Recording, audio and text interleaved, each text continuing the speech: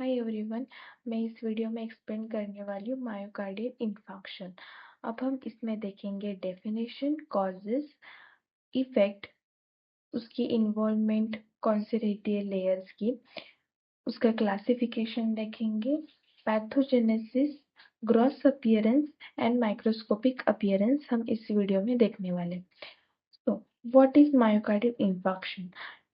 Myocardial tissue are permanently destroyed in the region of the heart due to inadequate supply of oxygen.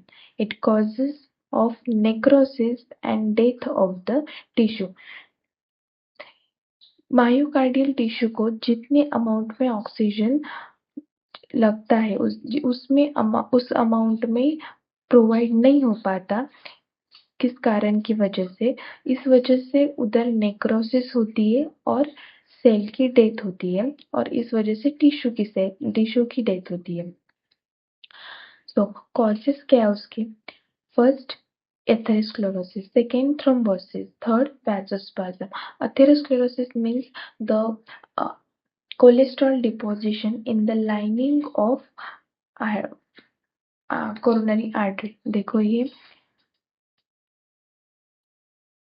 Blood vessel है, उसके side में ये cholesterol deposition होता है, इसको हम एथेरोस्क्लेरोसिस कहते हैं। थ्रोम्बोसिस मतलब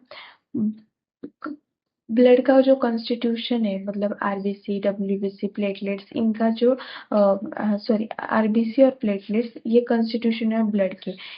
इस कॉन्स्टिट्यूशन को मिलके जो क्लम्प फॉर्म होता है उसको थ्रोम्बोसिस कहते हैं। वैसोस्पाज्म मतलब वैसो कंस्ट्रिक्शन, वेसल का कंस्ट्रिक्ट हो जाना, इसको वैसोस्पाज्म कहते हैं। इस वजह से ब्लड अच्छे से प्रोवाइड नहीं हो पाता क्योंकि नैरोविंग एयरवे रहता है। नैरोविंग एयरवे की वजह से ब्लड प्रेशर इंक्रीज होता है और इसकी वजह से जितना अमाउंट में ब्लड उधर से जाना चाहिए उतनी कम अमाउंट में उस टिश्यू के पास पहुंचता है। Non atherosclerosis causes, non atherosclerotic causes कौन से? Haemorrhage of coronary artery, haemorrhage of coronary artery. इसकी वजह से क्या होता है कि हेमरेज मतलब ब्लीडिंग हो जाना कोरोनरी आर्टरी में। इंसुलिन इंक्रीज हो जाने की वजह से ब्लड वेसल रप्चर हो जाती है। इसकी वजह से भी अच्छे अमाउंट में ब्लड ऑक्सीजन और ब्लड मायोकार्डियल टिश्यू को नहीं जा पाता जितने अमाउंट में उसको रिक्वायर है। हाइपरलिपिडेमिया मीन्स बॉडी में लिपिड डिपोजिशन मतलब फैट्स इंक्रीज हो जाए, इस वजह से एथेरोस्क्लेरोसिस का फॉर्म होता है और इसकी वजह से ऑक्सीजन और ब्लड कम जा पाता है मायोकार्डियल टिश्यू को। हाइपरटेंशन मतलब हाई बीपी, हाइपरटेंशन की वजह से भी कम ऑक्सीजन होने के चांसेस है। और हाई वेट की वजह से ज्यादा फैट हो जाएगा तो एथेरोस्क्लेरोसिस होगा। ब्लड वेसल्स में कोलेस्ट्रॉल डिपॉजिट हो जाएगा तो नैरोविंग ब्लड वेसल हो जाएगी। नैरोविंग ब्लड वेसल हो जाने की वजह से अच्छे से ऑक्सीजन प्रोवाइड नहीं हो पाएगा। ये arteriosclerosis means inflammation of vessels, and inflammation of vessel हो जाने की वजह से भी मायोकार्डियल के चांसेस रहते हैं। वैसोकंस्ट्रिक्शन मीन्स वेसल्स का कंस्ट्रिक्शन, वैसोस्पाज्म में कंस्ट्रिक्शन मतलब नैरोविंग ऑफ ब्लड वेसल्स। ये ऐसे हो जाते हैं ब्लड वेसल्स, जो ऐसे रहते हैं ब्लड वेसल्स ये ऐसे हो जाते हैं, इसको हम कंस्ट्रिक्शन कहते हैं। ये रिस्क फैक्टर क्या है?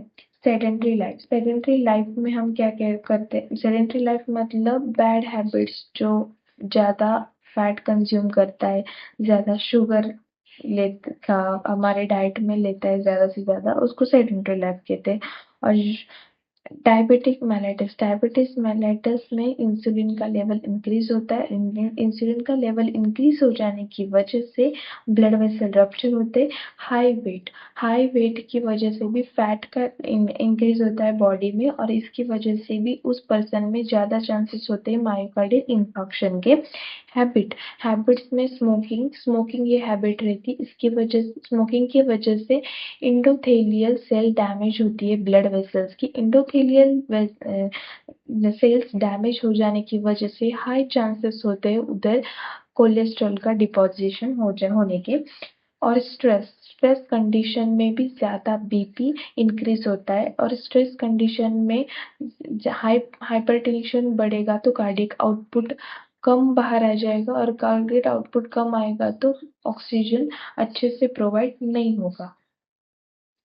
मायोकार्डियल इंफार्क्शन के इफेक्ट कौन से हम देखते हैं। मायोकार्डियल के इफेक्ट किस पर डिपेंड रहते हैं, विच मतलब कौन सी जो भी आर्टरी है, आर्टरी जो सप्लाई करती है कौन से भी अलग अलग वॉल को हार्ट के, उस आर्टरी पे डिपेंड करता है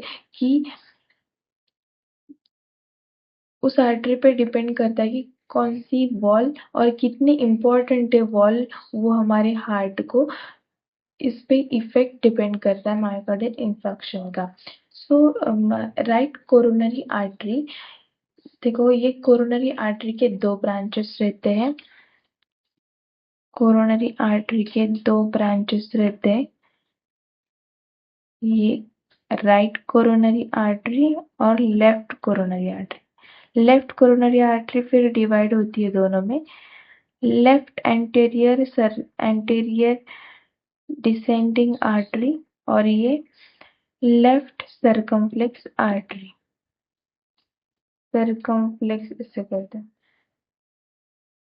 देखो ये लेफ्ट कोरोनरी आर्टरी के दो ब्रांचेस होती है, लेफ्ट एंटीरियर डिसेंडिंग आर्टरी और लेफ्ट सर्कमफ्लेक्स आर्टरी। और ज्यादा से ज्यादा कौन सी आर्टरी ज्यादा इफेक्ट करती है, लेफ्ट एंटीरियर डिसेंडिंग आर्टरी। तो राइट कोरोनरी आर्टरी, ये आर्टरी पोस्टेरियर वॉल को सप्लाई करती है लेफ्ट वेंट्रिकल के, और posterior portion of ventricular septum. और ये 30 to 40% चांसेस रहते हैं मायोकार्डियल इंफार्क्शन के। ये आर्टरी ब्लॉक होने, अथेरोस्क्लेरोसिस या ब्लॉक हो गई तो इसके 30 to 40 चांसेस रहते हैं मायोकार्डियल इंफार्क्शन के। ये लेफ्ट सर्कमफ्लेक्स आर्टरी है। लेफ्ट सर्कमफ्लेक्स आर्टरी के 20 to 50% चांसेस रहते अथेरोस्क्लेरोसिस के due to wall of the left ventricle. और ये लेफ्ट एंटी डिसेंडिंग आर्टरी के 50 to 40% चांसेस रहते हैं। इसकी वजह से ही मायोकार्डियल इंफार्क्शन ज्यादा होता है लेफ्ट एंटी डिसेंडिंग आर्टरी। क्यों इसकी वजह से ज्यादा 40 to 50 चांसेस है, क्योंकि ये अपेक्स को हमारे सप्लाई करती है, और जो अपेक्स है इसकी एट्रियोवेंट्रिकुलर अपेक्स है, साइनोएट्रियल नोड है, और इसकी वो जो अपेक्स है वो ही तो हमें वो स्टिमुलेशन देते हैं ना। वो स्टिमुलेशन नहीं देंगे तो हम आगे क्या ही होगा हमारा हार्ट का। तो ये अपेक्स को ज्यादा सप्लाई करती है ब्लड, और anterior portion of ventricular septum को सप्लाई करती है। और इसको विडो मेकिंग डिसीज भी कहते हैं। विडो मेकिंग डिसीज हो जाने